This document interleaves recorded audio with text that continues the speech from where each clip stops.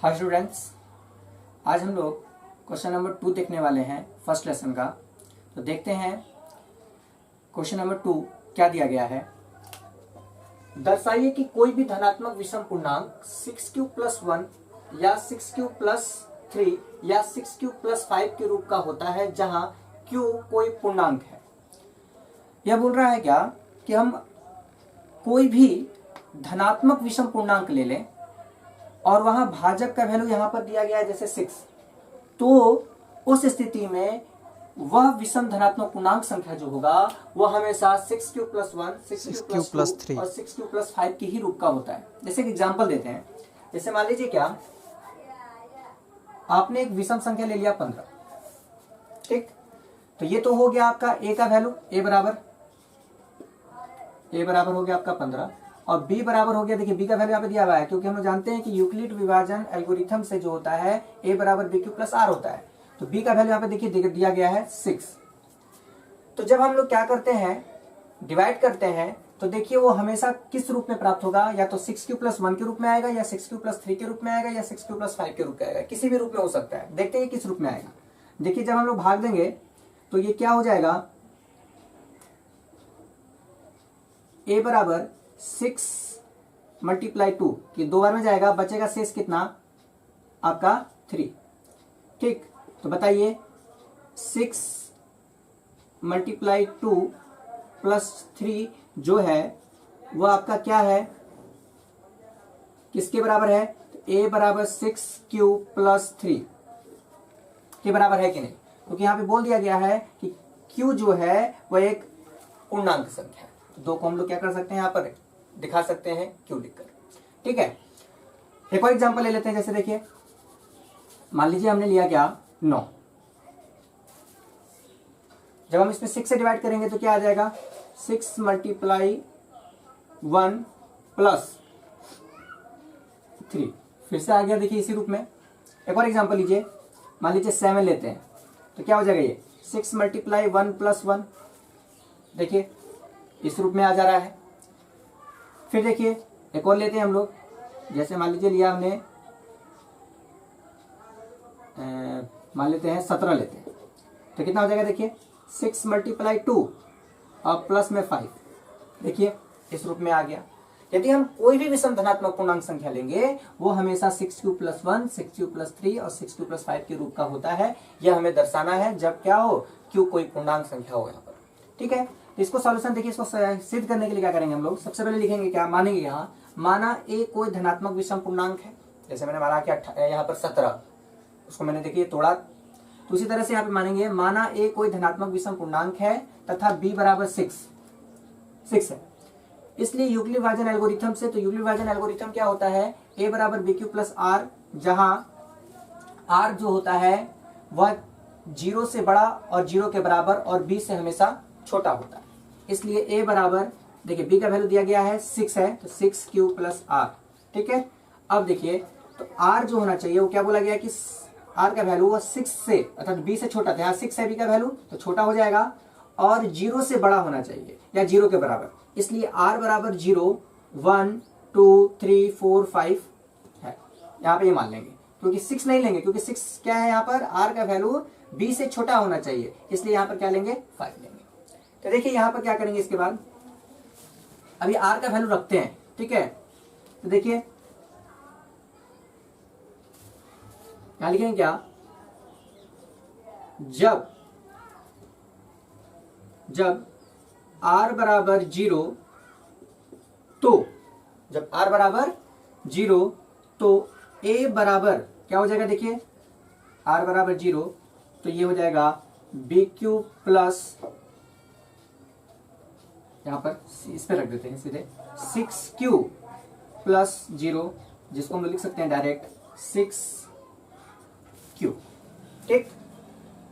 इसी तरह से जब r बराबर 0 तो a बराबर 6q + r का वैल्यू कितना हो जाए, 0 नहीं, यहाँ पर 1 लेंगे तो ये हो गया आपका 1।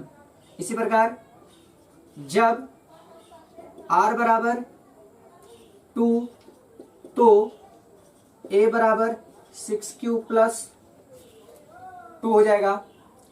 फिर जब r बराबर 3 तो a बराबर 6q प्लस 3 हो जाएगा।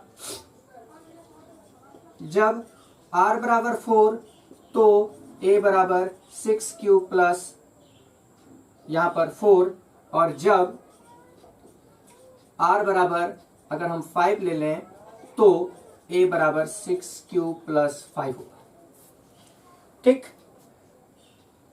यहां पे हो गया। तो बोल रहा है क्या कि यदि a जो है, अगर हम यहां पर a, तो a क्या है, तो कोई धनात्मक विषम पूर्णांक है। तो देखिए यहां पे हमें क्या क्या मिल रहा है, तो ये देखिए ये सम है, यहां पे ये सम संख्या है यहां पर, और फिर देखिए ये भी एक सम संख्या है, ये भी एक सम संख्या है।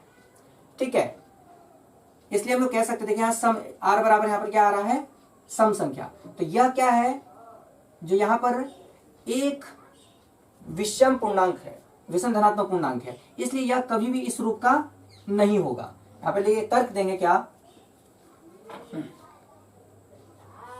तो तर्क में लिखेंगे क्या, यहां 6q, 6q plus 2, 6q plus 4, 6q plus 4 सम संख्या है, सम संख्याएं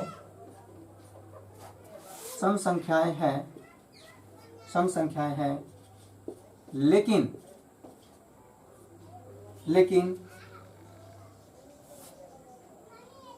a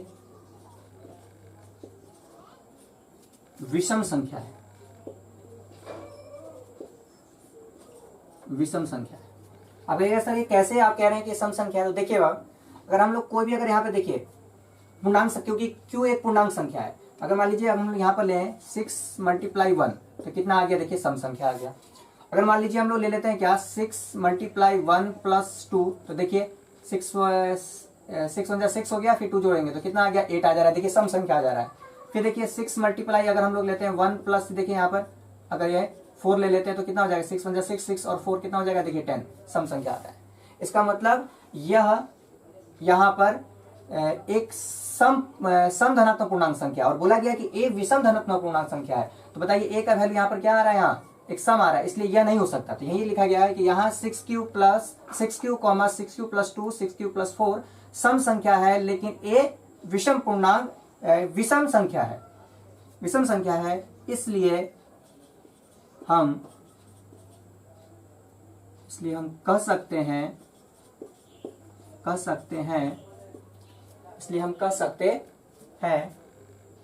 कि कोई भी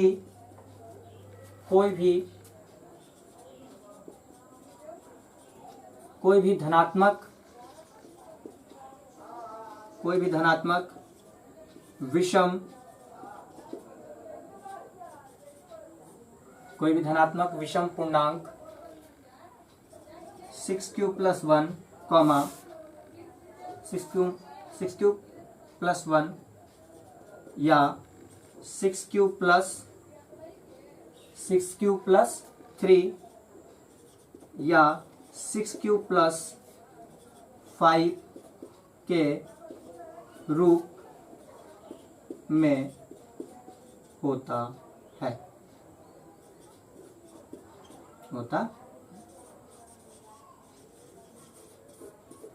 इस तरह से क्या हो गया, इसका सॉल्यूशन कंप्लीट होता है। तो आप लोग अगर यहीं पे देते क्या कि जैसे इसका उल्टा भी दे सकता है कि दर्शाइए कि कोई भी धनात्मक विषम पूर्णांक, और यहाँ पर आपको दे देगा कि विषम पूर्णांक की जगह यहाँ पे सम दे देगा, तो आपको यहाँ पर जस्ट उल्टा इसका लिखना होगा। यहाँ पे देखेंगे कि a जो है एक सम संख्या है और यहाँ पर विषम संख्या प्राप्त हो रहा है, इसलिए हम कह सकते हैं कि कोई भी धनात्मक सम पूर्णांक संख्या है जो दिया रहेगा यहाँ पर, उसका जस्ट अपोजिट यहाँ पर लिख देंगे और इस प्रकार क्या हो जाएगा, सॉल्यूशन हो जाएगा। जस्ट इसका उल्टा भी कर सकते हैं हम लोग। देखते हैं इसके बाद हम लोग नेक्स्ट क्वेश्चन नंबर 3। देखिए क्या दिया गया है, क्वेश्चन नंबर 3 दिया गया है कि किसी परेड में 616 सदस्यों वाली एक सेना की टुकड़ी को 32 सदस्य वाले एक आर्मी बैंड के पीछे मार्च करना है। दोनों समूहों को समान संख्या वाले स्तंभों में मार्च करना है, तो उन स्तंभों की अधिकतम संख्या क्या है जिसमें वे मार्च कर सकते हैं। तो देखिए, एक आर्मी बैंड है, जस्ट उसके पीछे क्या करना है कि 616 सदस्यों वाले सेना की टुकड़ी को मार्च करना है, और बोल रहा है कि दोनों की संख्याएं समान होनी चाहिए, और बोल रहा है क्या कि उन स्तंभों की अधिकतम संख्या क्या होगी। तो देखिए, जब भी अगर अधिकतम संख्या कह दे तो ऐसे क्वेश्चनों के लिए हमेशा एचसीएफ निकाला जाता है। तो देखिए इसमें क्या क्या है। तो इसमें सबसे बड़ी संख्या, देखिए इसका सॉल्यूशन करते हैं। क्वेश्चन नंबर 3 का सॉल्यूशन, सबसे पहले देखिए क्या दिया गया है कि उसमें स्तंभों की संख्या ज्ञात करनी है और जो अधिकतम होनी चाहिए। इसलिए सबसे पहले देखिए, क्या स्तंभों की संख्या ज्ञात करने के लिए सबसे पहले मान लीजिए कि माना A बराबर 616 और B बराबर जो दिया गया है वो दे दिया गया 32, क्योंकि हम लोग को एचसीएफ ज्ञात करना है। ठीक है, एचसीएफ ज्ञात हो जाएगा तो अधिकतम है, हमें पता चल जाएगा कि अधिकतम उन्हें कितने स्तंभों में हम लोग क्या कर सकते हैं, खड़ा कर सकते हैं। तो देखिए B बराबर 32। अब देखिए इसको क्या करते हैं हम लोग, देखेंगे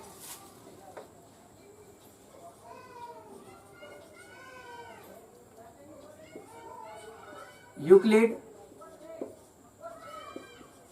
विभाजन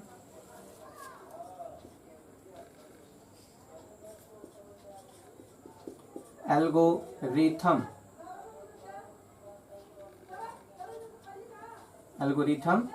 से एल्गोरिथम क्या होता है, A बराबर बी क्यू प्लस आर। तो देखिए डिवाइड देने की क्या करते हैं, तो 616 है, तो 32 से डिवाइड करना है। तो देखिए कितने से करते हैं, 32 एकम 32 एक ही बार में जाएगा। यहाँ लिखिए 32 और लेस कर देते हैं एक हासिल, तो ये हो जाएगा 9, फिर 2, 5 में से 3 जाएगा 2, फिर बगल से उतरेगा 6, फिर जाएगा। देखिए अब कितने जाएगा, तो 3। ऐसा करते हैं हम लोग, 32 गुणे 9, 9 कम 9 18, 18 का 8, एक हासिल,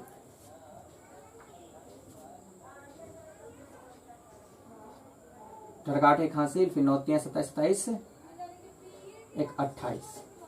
ठीक है, इसका मतलब 19 बार में, तो कितना हो जाएगा ये 288। लेस करेंगे तो आ जाएगा आपका 8। ठीक, अब देखिए इसको लिख लीजिए पहले यहाँ पर, A बराबर कितना है भाई, तो 616। अब देखिए B बराबर कितना है, तो B बराबर मेरा 32 और Q जो है मेरा कितना है 19 प्लस R बराबर कितना आया 8। अभी शेषफल 0 नहीं आया था, ऐसे अभी ज्ञात नहीं हुआ, फिर ज्ञात करते हैं। देखिए यहाँ 32 लिखिए, कितने बार में, 4 बार में जाएगा, तो 32 आ गया आपका 0। फिर लिख लेंगे हम लोग 32 बराबर कितना हो जाएगा आपका 8 गुणे 4 प्लस 0 लिखेंगे, चूंकि 616 और 32 का एचसीएफ बराबर 8 है, इसलिए स्तंभों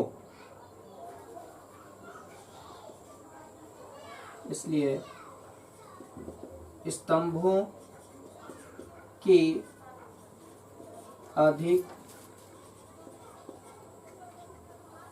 अधिकतम स्तंभों